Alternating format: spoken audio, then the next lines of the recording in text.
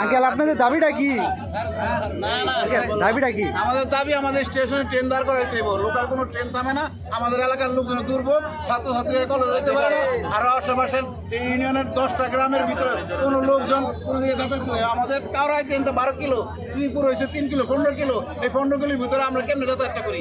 আমার সাধারণ পাবলিক, সাধারণ যে আম পাবলিক যারা, এরা যাবে ফল ব্যবসায়ী, আমাদের এলাকার মৌসুমি ফল ব্যবসা করে, এরা কেউ কোনো কিছু ফল নিয়ে যেতে পারে না, যাইতে হয় বাস থেকে। আমাদের হচ্ছে যে বর্মি একটা বাজার ছিল, ওই বর্মি বাস স্ট্যান্ডের লোকজন, আওয়ামী লীগের নেতারা ওই সব টাকা খাইয়া আমাদের এই ট্রেনটা অফ করে দিছে, ওই বাস মালিকের কাছে টাকা পয়সা খাইয়া। এই জন্য আমাদের সাধারণ পাবলিকের আমাদের একটা দাবি, লোকাল ট্রেনগুলি, কমিউটার ট্রেনগুলি আমাদের স্টেশনে দাঁড় করানো হোক। এই জায়গা কিছু কোন কোন ট্রেন? কমিউটার ট্রেন আছে,